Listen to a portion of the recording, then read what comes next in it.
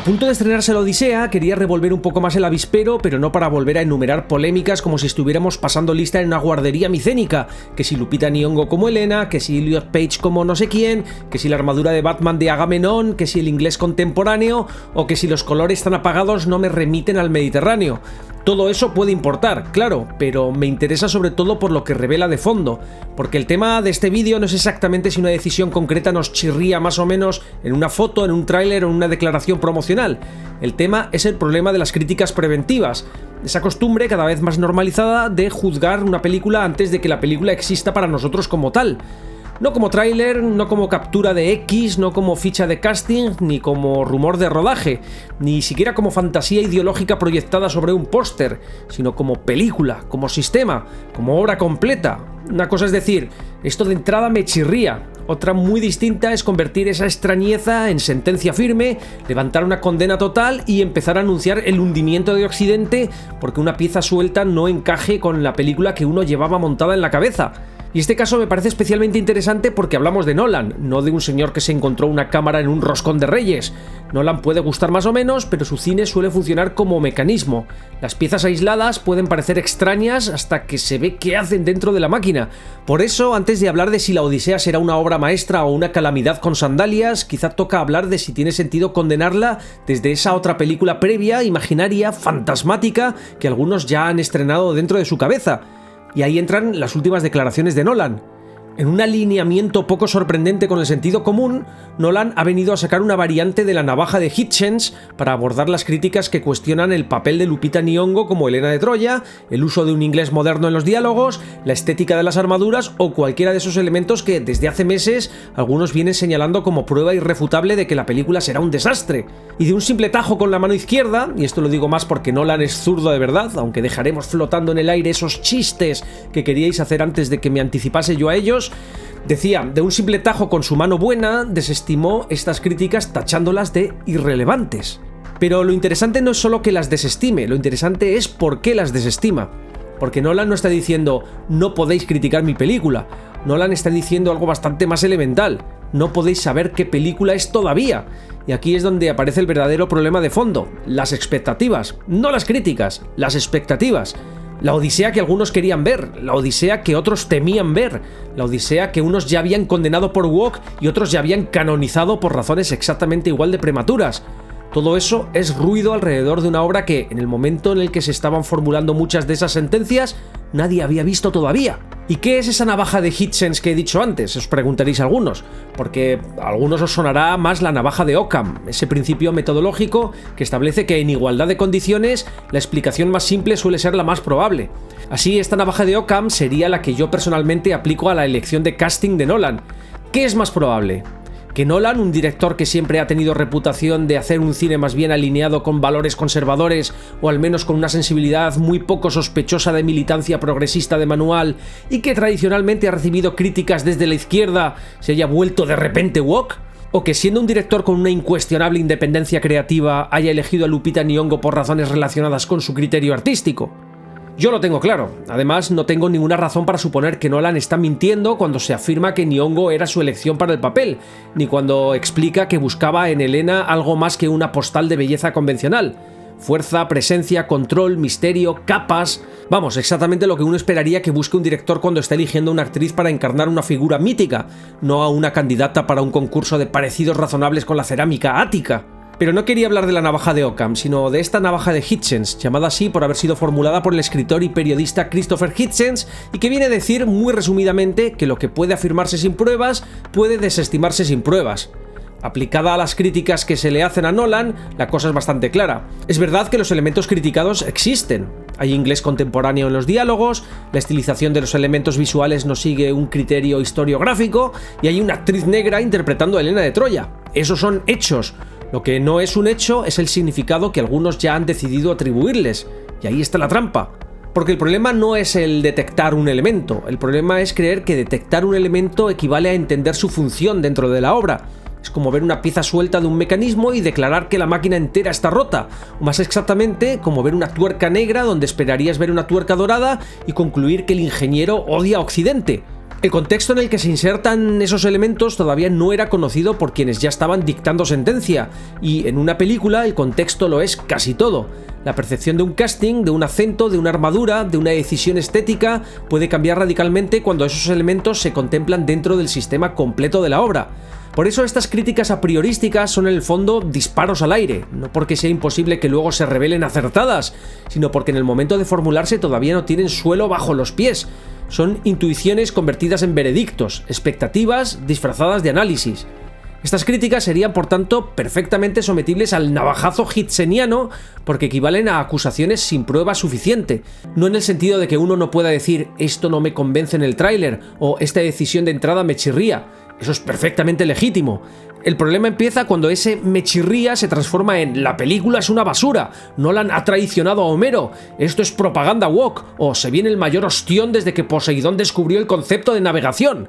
Y es básicamente lo que vengo defendiendo desde que comencé a tratar el tema. Veamos primero la película y luego ya valoraremos qué tal funcionan los elementos prematuramente criticados. Parece una idea revolucionaria, lo sé. Estamos ya en esa fase de la civilización en la que ver una película antes de juzgar la película empieza a sonar como una postura de radicalismo epistemológico. Así pues, con la desestimación de estas críticas como irrelevantes, en vez de tratarlas de una en una, Nolan no solamente las aborda de la forma más lógica ante un inminente estreno mundial, empaquetándolas en lo que tienen en común, que se formulan sin conocer todavía la obra. Además de ello, redirige la conversación hacia el poema en sí y hacia la naturaleza misma de la adaptación. Por ejemplo, con respecto al lenguaje, Nolan ha justificado el uso de registros contemporáneos, señalando que Homero no debe entenderse como esa cosa marmórea, tiesa, solemne y académica que muchas veces proyectamos sobre la antigüedad. Su idea es que la Odisea tiene una dimensión terrenal, directa, cercana y accesible que la percepción moderna de lo clásico suele borrar. Es una sorpresa que se llevan muchos que no habían leído la Odisea cuando la abordan por primera vez. Cuando las producciones modernas revisten las epopeyas antiguas con ese lenguaje elevadísimo, sacerdotal, como de señor con túnica declamando desde una columna, quizá no están volviendo a Homero, sino alejándose de él. La decisión de utilizar un lenguaje contemporáneo tiene, por tanto, una razón conceptual: recordarnos que Homero no era antiguo para Homero. Homero no escribía en mármol. Homero no escribía para que 2800 años después un actor británico hablase como si estuviese inaugurando una exposición de bustos. Porque si llevamos la exigencia de fidelidad lingüística hasta sus últimas consecuencias, la alternativa sería poner a los actores a hablar griego homérico o micénico antiguo o alguna reconstrucción filológica que haría muy feliz a 3 profesores, a 2 doctorandos y a un señor de X con foto de hoplita, pero que convertiría la película en una experiencia comercial ligeramente menos accesible que una inscripción lineal B leída bajo el agua. Y seguramente estaríamos hablando del mismo sector del público que exige un casting griego o armaduras del heládico reciente B. Y aquí volvemos otra vez a las expectativas. Muchos no están reclamando fidelidad a Homero, están reclamando fidelidad a su expectativa de Homero, que no es lo mismo. Están reclamando que Nolan reproduzca no el poema, sino la imagen mental que ellos asocian con lo homérico. Armaduras de museo, solemnidad de documental de sobremesa, belleza helénica filtrada por siglos de pintura europea, acentos británicos de prestigio y una antigüedad que, curiosamente, se parece muchísimo más a Hollywood que al mundo arcaico. Pero una adaptación no tiene por qué obedecer a esa imagen previa. De hecho, si la obedeciera por completo, quizá dejaría de ser una adaptación para convertirse en un servicio de catering de expectativas. Y esto Nolan ya lo demostró una vez con el Joker de Heath Ledger. Cuando eligió a Ledger para interpretar al Joker en El Caballero Oscuro, la decisión fue recibida con incredulidad en algunos círculos y se convirtió en objeto de burla durante meses antes de que se estrenara la película. En ese momento, Ledger era conocido por Brokeback Mountain y por comedias románticas o películas de aventuras juveniles como 10 Things I Hate About You o A Knight's Tale. Y muchos fans de Batman no veían al Joker, veían al actor que asociaban con otra cosa. Es decir, otra vez, el problema de las expectativas. No estaban evaluando una interpretación, porque la interpretación aún no existía para el público. Estaban comparando una expectativa con una ficha de casting. Y la ficha de casting no encajaba con la película que ellos ya habían rodado en su cabeza. A pesar del escepticismo, Nolan se mantuvo firme y más tarde recordaría aquella experiencia como una lección fundamental sobre la importancia de ignorar las exigencias iniciales de los fans cuando esas exigencias no nacen de la obra, sino de la inercia mental que rodea a la obra. La indignación previa al estreno se disipó rápidamente cuando aparecieron las primeras imágenes, los trailers y finalmente la película.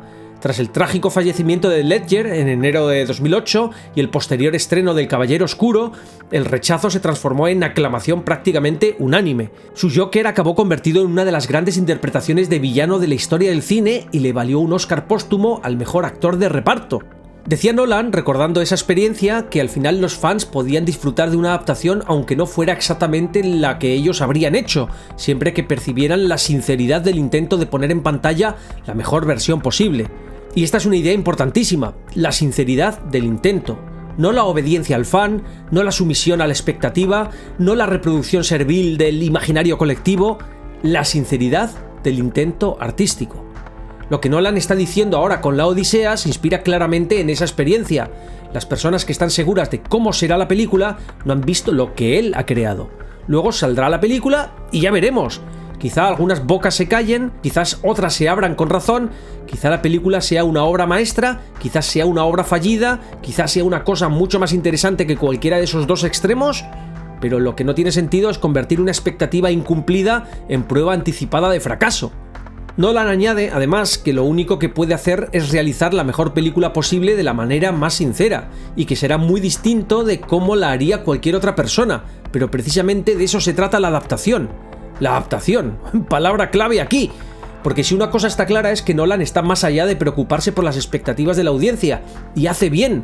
Algunos incluso me habéis apuntado en los comentarios que por mucho que Nolan hubiese elegido a Nyong'o porque realmente la quería ella para el papel, debía saber dónde se estaba metiendo dado cómo está el patio, y por tanto debería haberse anticipado a la reacción, calculado el escándalo y cedido a lo que parte de la audiencia esperaba. Pero entonces la pregunta es inevitable, ¿no sería eso plegarse también a presiones ideológicas? ¿No sería eso incurrir precisamente en aquello de lo que ahora algunos le acusan? Porque si Nolan elige a Nyong'o, algunos dicen que está obedeciendo a la ideología woke. Pero si Nolan no elige a Nyong'o porque anticipa que una parte del público se va a enfadar, entonces estaría obedeciendo a otra presión ideológica distinta. Solo que esa presión, como coincide con la expectativa de ciertos espectadores, se disfraza de sentido común. Y esto me parece central. Una expectativa no es neutral solo porque sea mayoritaria, tradicional o familiar. Una expectativa también puede ser ideológica. La idea de que Elena debe tener necesariamente un aspecto concreto, de que la antigüedad debe sonar de una manera concreta, de que lo clásico debe verse de una manera concreta, no baja del cielo en una tablilla entregada a Zeus. Es una construcción cultural. Una sedimentación de imágenes, pinturas, películas, traducciones, manuales escolares y convenciones audiovisuales. Y Nolan, como artista, tiene todo el derecho del mundo a preguntarse, ¿por qué tengo que obedecer esto? Creo que a veces la gente se olvida de que Nolan no es simplemente un entertainer, sino un artista en el sentido más puro. No artista como cuando llamamos artista a cualquiera que se sube a un escenario con una americana rara, sino artista como autor, como alguien que tiene una visión y la impone sobre el material. Parafraseando de memoria a uno de mis músicos favoritos, Steven Wilson, los artistas ante todo son autores que deben ser en cierto sentido ferozmente egoístas y ofrecer una visión creativa sin concesiones frente a las tendencias del sector en el que ejercen. Wilson ha señalado muchas veces que muchísimos músicos modernos se han convertido cada vez más en creadores de contenido en lugar de artistas visionarios. En entertainers más que en artistas, y esto es aplicable también al cine. Esto no va de que el arte tenga que ser snob, ni incomprensible, ni inaccesible, ni de que toda película tenga que estrenarse acompañada de un PDF de 80 páginas y una beca de investigación. Va de que esencialmente el artista no se debe a una audiencia como un camarero se debe a una mesa. El artista no está ahí para preguntar, ¿cómo le pongo su mito? ¿Poco hecho o al punto? El artista busca satisfacerse a sí mismo, y si en ese proceso conecta con los demás, maravilloso, pero la conexión no puede nacer de la sumisión. Citando a Oscar Wilde en El alma del hombre bajo el socialismo, el arte es el modo más intenso de individualismo que el mundo ha conocido. Más adelante ampliaba, el arte es individualismo y el individualismo es una fuerza perturbadora y desintegradora. Allí reside su inmenso valor. Wilde está defendiendo que el arte no debe someterse al gusto público, a la moral dominante ni a la demanda de utilidad. Para él, el artista deja de ser artista cuando intenta satisfacer lo que la gente quiere. Por eso los artistas de verdad son, o deberían ser, relativamente inmunes a lo que diga la audiencia durante el proceso creativo, porque la audiencia no es una variable de la ecuación artística. La audiencia entra después. entra cuando la obra ya existe, entra para recibirla, discutirla, rechazarla, amarla, odiarla, malinterpretarla o convertirla en memes, pero no para diseñarla por adelantado mediante amenazas preventivas de taquilla. Y quizá, por mucho que todo este asunto con Nihongo, Elliot Page, la armadura de Batman de Agamenón o el inglés contemporáneo haya provocado mucho revuelo y manifestaciones masivas de no pienso ver esta película, una parte importante del público todavía recuerda que Nolan es un director con concepto de autor y, por tanto, un artista que nos ha entregado grandes películas. Y es por eso que la preventa de entradas para el fin de semana de estreno de La Odisea no apunta precisamente al colapso comercial que algunos parecen estar invocando con velas negras en X. En Estados Unidos, las primeras preventas se movieron en cifras muy serias, alrededor de 150.000 entradas y $3,4 millones en solo 24 horas. AMC habló además del mejor primer día de preventa en formatos premium, IMAX, Dolby, Prime y demás liturgias del quiero verla como Nolan manda para una película de estudio desde 2022. Y en el BFI IMAX de Londres la cosa fue directamente obscena. 28.000 entradas vendidas en un día y unas 750.000 libras de recaudación, batiendo su récord histórico. Es verdad que estos datos están muy cargados hacia el público Nolan IMAX, el público cinéfilo, el público que compra entradas como quien reserva una peregrinación. Pero precisamente por eso son significativos. Indican que más allá del ruido, del berrinche estético y de la performatividad del yo no la pienso ver, hay una masa de espectadores que siguen entendiendo esto como un acontecimiento cinematográfico, no como una ofensa personal a Homero ni como un trámite de franquicia, sino como una película de Christopher Nolan. ¿Y qué han estado diciendo los críticos y comentaristas que ya la han visto? Pues aquí conviene hacer una precisión. No hablamos todavía de un consenso estadístico cerrado ni de una foto definitiva de Rotten Tomatoes o Metacritic. Hablamos de primeras reacciones tras la premiere y algunos pases tempranos, pero incluso con esa cautela el clima inicial es bastante llamativo. No estamos ante un bueno, visualmente está bien, pero... sino que estamos ante gente hablando de la película como un acontecimiento. Eric Davis, de Fandango, la definió como un triunfo absoluto y como la culminación de todo lo que Nolan venía trabajando con IMAX. Otros han insistido en que la escala es algo incluso superior a lo que cabría esperar de Nolan, que no es precisamente un director conocido por hacer películas pequeñitas en un garaje. También se ha hablado de un logro colosal incluso para sus estándares, de una película con ambición de Oscar y de interpretaciones muy potentes. Y el clasicista Tom Holland, el historiador, no Spider-Man, que aquí hay que aclararlo todo porque estamos en 2026 y la realidad viene escrita por guionistas muy cansados, dijo que tras verla 2 veces le parecía la mejor adaptación cinematográfica de un mito griego que había visto nunca. Escribía en X: mucha gente me está diciendo que La Odisea es una película terrible basándose en no haberla visto. Por si sirve de algo, yo ya la he visto 2 veces y es, con diferencia, la mejor adaptación cinematográfica de un mito griego que he visto nunca. Honra a Homero y, al mismo tiempo, hace algo nuevo con él. En otro post insistía: encantado de repetirlo, La Odisea es una película increíble y perderte verla porque crees que es woke o lo que sea es pegarte un tiro en el pie. Tú te lo pierdes. A lo que el mismísimo Elon Musk, en un alarde de precisión intelectual digno de una pedrada en una piscina vacía, le respondió llamándole cac, que podemos traducir aquí como calzonazos, o cornudo ideológico, o quizá varón simbólicamente derrotado por el wokismo, según el nivel de ridículo antropológico que queramos conservar en la traducción. Y todo ello creyendo, o al menos provocando que medio internet creyera, que estaba hablando del actor de Spider-Man, que interpreta a Telémaco en La Odisea, y no del historiador especializado en el mundo antiguo. Es decir, un historiador especializado en el mundo clásico ve 2 veces una adaptación de Homero, dice que honra a Homero mientras hace algo nuevo con él, y la respuesta del hombre más rico del mundo es básicamente ¡ja, calzonazos! Luego dicen que el debate cultural está en manos de grandes mentes. En otro post de X, enlazando un artículo de The Guardian que recogía el clima abrumadoramente positivo de las primeras reacciones de la película, Holland escribió: más elogios para La Odisea por parte de gente que, ¡oh sorpresa!, ha esperado a verla antes de dar su opinión. Y esto conecta exactamente con lo que vengo defendiendo como postura fundamental ante un estreno de esta naturaleza. Primero se ve la película, luego se discute la película.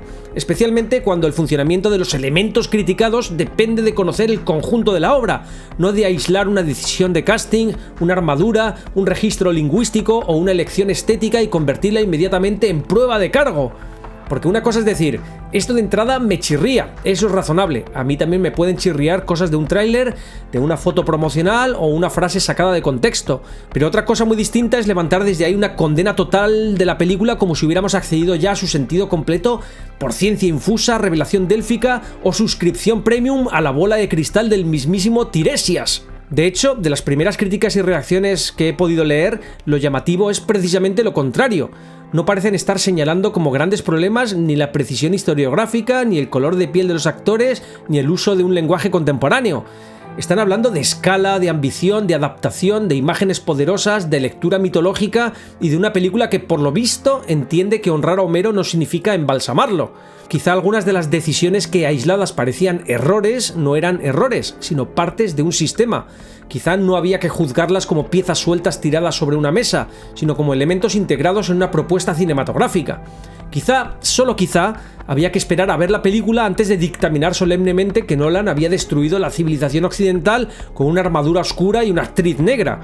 Y ojo, que lo interesante es que estos elogios no vienen solo de los sospechosos habituales del progresismo cultural. The Telegraph, un periódico británico inequívocamente asociado al conservadurismo, ha publicado a su crítico Robbie Collin hablando de La Odisea como la mejor película de 2026 hasta ahora. Y hasta el Daily Mail, que no suele ser precisamente el boletín interno del Departamento de Estudios de Género de Berkeley, se ha hecho eco de las primeras reacciones presentando la película como una epopeya triunfal, sobrecogedora, audaz y de factura cinematográfica impecable. Y el propio Holland, al que ya he citado antes, se ha definido a sí mismo como naturalmente conservador. No solo la ha defendido, sino que ha dicho que es la mejor adaptación cinematográfica de un mito griego que nunca ha visto. Así que quizá el problema no es que La Odisea sea una película woke. Quizá el problema es que algunos habían decidido que lo era antes de verla, y ahora les molesta que incluso voces perfectamente ajenas al progresismo de manual estén diciendo, pues igual Nolan sabía lo que estaba haciendo. También hay matices, ojo. David Ehrlich, por ejemplo, no parece haberla situado automáticamente en el Olimpo absoluto de Nolan y la considera algo aparatosa en algunos tramos, aunque reconoce que el último acto recompensa el viaje. Pero incluso ese matiz juega a favor de la idea central. No estamos hablando de una película que hasta ahora esté siendo recibida como un capricho woke, ni como una traición ridícula a Homero, ni como una chaladura de casting condenada al desastre. Las primeras reacciones hablan de escala, de ambición, de horror mitológico, de diseño visual, de interpretaciones potentes y de una adaptación que, según quienes ya la han visto, no se limita a ilustrar la Odisea como si fuera un PowerPoint de bachillerato, sino que intenta hacer algo cinematográficamente propio con ella. Y claro, luego la película podrá gustar más o menos, podrá parecer la mejor de Nolan, la quinta mejor de Nolan o la primera película de Nolan que algunos usuarios de X han decidido odiar profesionalmente antes de verla. Pero de momento, entre las declaraciones de Nolan, la preventa y estas primeras reacciones, lo que no parece estar ocurriendo es ese naufragio cultural, artístico y comercial que tantos llevaban semanas anunciando con una seguridad que francamente empieza a tener menos de Cassandra y más de señor gritando en una nube con casco micénico. Porque quizá el problema nunca fue La Odisea, quizá el problema era esa otra película que algunos ya habían estrenado dentro de su cabeza. Y claro, con esa película imaginaria Nolan no puede competir, nadie puede, pero tampoco tiene por qué hacerlo. Y por supuesto, en lo que a mí respecta, aquí falta todavía la parte más importante, verla. En mi caso la veré el próximo jueves y entonces ya podré juzgarla como corresponde, no como una colección de fotos promocionales, rumores, titulares, decisiones de casting y enfados preventivos, sino como una película, como una obra completa. Igual salgo pensando que Nolan ha firmado una obra maestra o una cagada monumental. Igual salgo pensando que es una película fascinante pero irregular. Igual hay decisiones que ahora defiendo como hipótesis artísticas y que luego, vistas dentro del conjunto, pues no funcionan. Porque esto también forma parte de tomarse el cine en serio, no sustituir una condena a priorística por una canonización a priorística de signo contrario. Lo que llevo defendiendo todo este tiempo no es que La Odisea tenga que ser buena por decreto, ni que Nolan sea infalible, ni que toda crítica a sus decisiones sea ilegítima. Lo que defiendo es bastante más básico, que una película se juzga cuando existe ante nosotros como película, no cuando existe como ansiedad cultural, como guerra de comentarios, miniatura de YouTube o captura de X, o como ese tráiler mental que algunos ya habían montado antes de que Nolan pudiera siquiera apagar la luz de la sala. Así que el jueves la veré y si hay que darle palos, se le darán, y si hay que celebrarla, se celebrará. Pero en cualquiera de los dos casos será después de verla. Ya sé que suena radical, casi subversivo, pero ¿qué le vamos a hacer? Algunos seguimos aferrados a esa extravagante costumbre de opinar sobre las películas después de haberlas visto, porque quizá al final ese es el verdadero spoiler, y para hablar de una película conviene verla primero.